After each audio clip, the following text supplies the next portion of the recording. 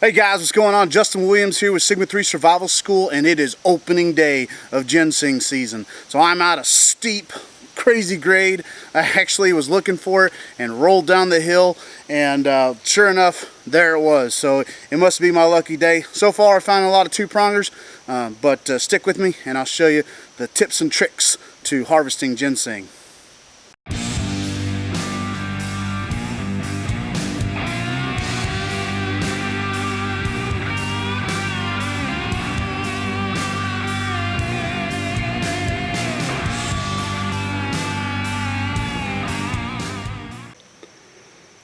So this amazing plant right here is our American ginseng, or what we call a Panax ginseng, which Panax means to heal all. And it looks very similar to a plant that's growing right next to it called Virginia creeper. A lot of times this plant will get misidentified as ginseng, but ginseng is definitely a little more distinguishable. And once again, come this type of season in September, when the berries are going ripe, then you can definitely see them. They stand out really well. And then this one here is a two-pronger, and they have 5 leaves. And one of the ways that I've always distinguished them different is they have, each of them have their own stem going at the base here. And then the 3 upper leaves are going to be larger, and then the 2 smaller leaves below making up the 5 leaves. It's called a two-pronger because, let me pull back some of this Virginia creeper here. There's tons of it, so I don't feel bad about removing it, and it's going to help this ginseng plant grow. But you can see here it's got 2 prongs, 1, 2, and then the center stem is for the berries. This one here is probably everywhere from a 2 to 3 year old plant. We're needing about a 5-year-old plant, which is going to be our 3-prongers.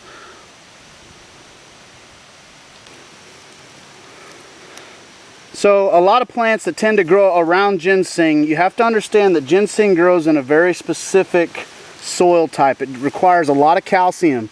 And so a lot of the same plants that will grow in the general area will be everything from ginger. A lot of ginger back here. We could harvest the ginger roots. This here is a twisted stalk. There's bloodroot out here, 3-lobed hepatica. Over here you'll see ferns. They typically grow around a lot of ferns. And then they like poplar trees and pawpaw trees. They're a good source to help you identify. This here is a 3-pronger, but it's a young 3-pronger. And the way I can tell it's a young 3-pronger is because 2 of the prongs have 5 leaves and 1 of the prongs has 3 leaves. This is a legal harvest, but because it's probably only a 4-year-old plant, since it has 3 on this side, we're going to leave it and begin to look for more mature plants. Here's another 3-pronger here. Once again, this 3-pronger has the same thing. This one actually is starting to develop 5 leaves on all the prongs, so we could harvest that one. Still, I think on the little immature side, a little young. And the key to finding more mature plants is when you start finding a lot of young ginseng, start looking uphill, because what happens is when this plant drops its berries, these berries drop to the ground and they roll downhill, and that's where they will lay. Here's another pretty mature 3-pronger. This one's probably right at 5 years, pretty tall, plenty of berries. We may harvest that one. So filming on this steep grade is going to be extremely challenging, so I just ask that you guys bear with me. I want to talk to you a little bit more about where to find ginseng. Now I've talked about a little bit of the identifying distinguishing features, a little bit on how to locate. Locating ginseng can be challenging. It doesn't grow in all locations. It does prefer places with very good drainage, a lot of shade. It actually needs about 80% shade. It doesn't require a lot of light. Something else is ginseng prefers to grow on the northeast side of the mountain, on the hillsides. And I found that I see videos out there where guys are finding it on these flat areas, and it's like, man, I'm just envious, because the only time I can find it, I was on like super steep grades. I got like probably a, not quite a 90-degree angle, but every bit of 80 probably. I keep slipping, so it's very challenging holding the camera. The biggest thing too on locating, it needs loose fertile soil, and that's another reason I'm slipping and falling everywhere. Loose fertile soil is what it prefers to grow in. And then I talked already a little bit about some of the plants that grow around it, but the biggest thing is the plants may be different in your area. It just needs to be a calcium-enriched, nutrients ground. The amazing thing about ginseng is it has so many medicinal properties. There are other plants out there that can be used in very similar fashions, but ginseng is definitely one to be, making sure that you're being sustainable in your harvest. Don't just butcher it. And most people go out and they'll take it way before it's too mature. So make sure that you do your research and harvest responsibly. Your prongs need to be at least 3 prongs. That gives you a good idea that the plant's about 4 to 5 years old. Ginseng needs to grow for about 5 years before the ginsenosides begin to develop. Those are the medicinal properties of that plant. And so we'll go into further in-depth on what ginseng is used for later in this video or in a second part. So I have this pretty mature, probably a 5-year-old ginseng plant right here. It's got 3 prongs. Each prong is fully developed with 5 leaves on each. I've already harvested the berries. Before you begin to harvest the plant, make sure you collect the berries first, so that way you set them aside so that you can replant them. That's the key to good sustainability, is replanting your seeds. If you don't replant them, then the population to the plant will die. So what I tend to do is, when I find the ginseng plant, be super careful, because you don't want to break off the stem, because that helps you identify where the root is. Be sure to dig around it and clear out the area. Normally I clear out a big circumference around the plant, but I have another ginseng right over here that is growing in some pretty deep roots. So I'm not sure. They're both fully mature, but I got to be real careful because I don't want to break the root.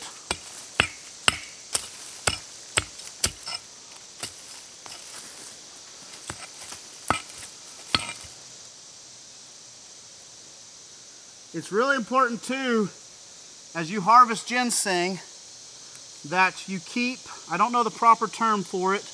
If you do, please post it in the comments. But there's a little section that attaches from the root to the stem, and that helps you age it. This here is going to be a fairly nice little root. And if you can get all the hairs, that's even better.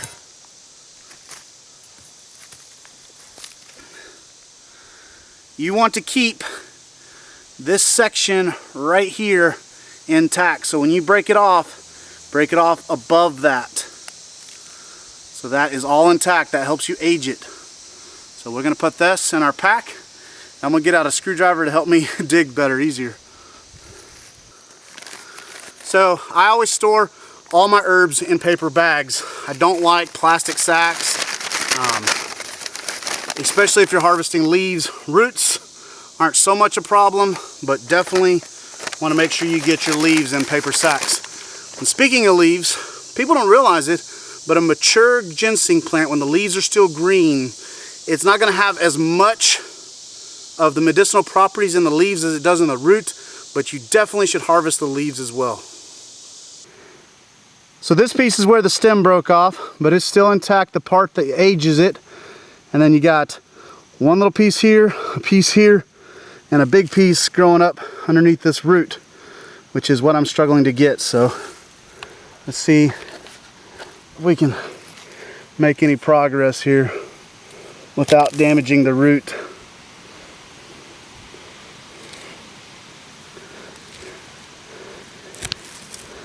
You want these in full intact.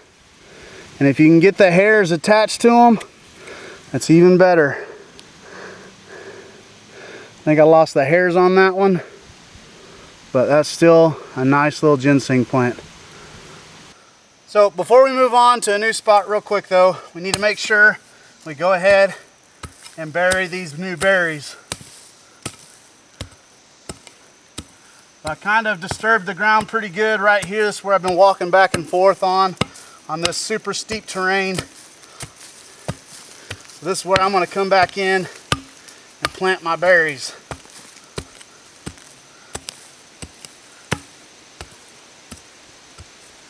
So creating a little flat spot here so they don't get washed downhill any further. Now I'm going to take all my little berries I set aside.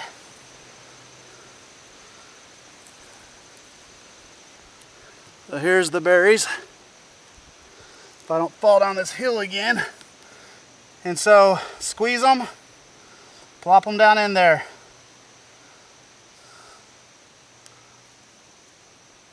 It takes about 2 years before these will pop back up because they need to go through 2 winters.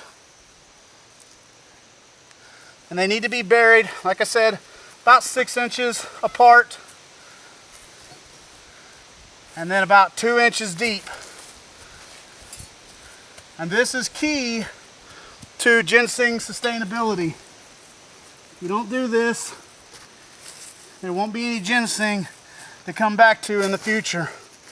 So it's extremely important that you harvest responsibly and you take care of this amazing herb. And what I do after that is I'll just pull down some of the excess debris above to kind of help protect it from birds and other animals. So let's find some more ginseng.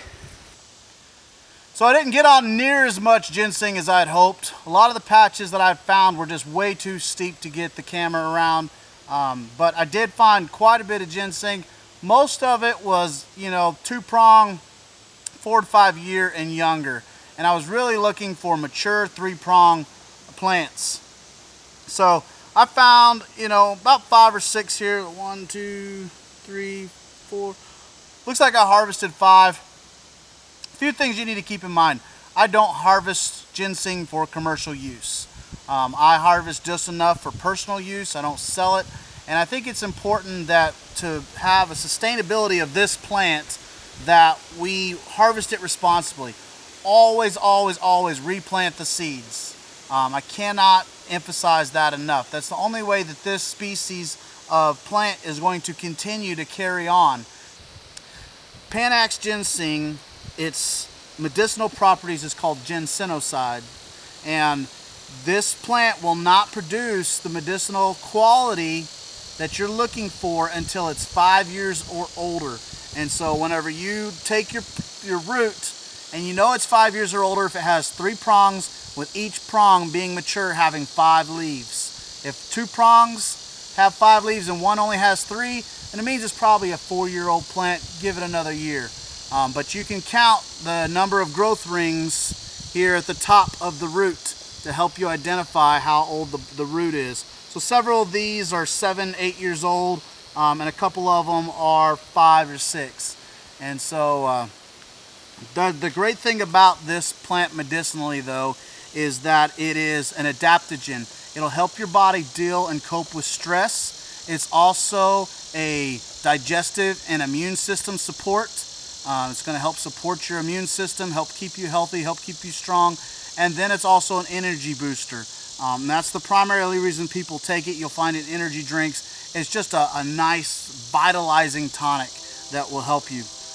The last thing I want to talk about real quick is how to store and dry. The biggest thing I like to do is just rinse them off with some cool water, take a soft bristle toothbrush and brush off any of the excess dirt. And then I'll usually just stick them in a cardboard box and put a fan on them to air them out and dry them out. An aerated, cool, dark place that's dry is so important to making sure that you preserve your herbs properly. Well, guys, thanks for checking out another episode, and I appreciate you. Hope you have the best of luck finding ginseng. Once again, get permission before you go out, and don't be trespassing. This crap will get you shot. This crap will get you killed, especially if you're in the Appalachians. Here in the Ozarks, I don't think it's as sought after, but it's definitely a viable herb here in the Ozark Mountains that I think is extremely important. And you say, this isn't self-reliance related? It really is. Being able to treat yourself medically and be able to harvest the herbs that are in your area are an important, vital aspect to self-reliance. So I encourage you guys to make plant identification part of your routine when it comes to developing your skill set. So once again, harvest responsibly. Make sure you replant the seeds, and then be sure that you always are respectful of your surroundings and nature. So thanks again. I appreciate you. Please be sure to share, subscribe, and until next time, I encourage you to keep it practical, primitive, and prepared.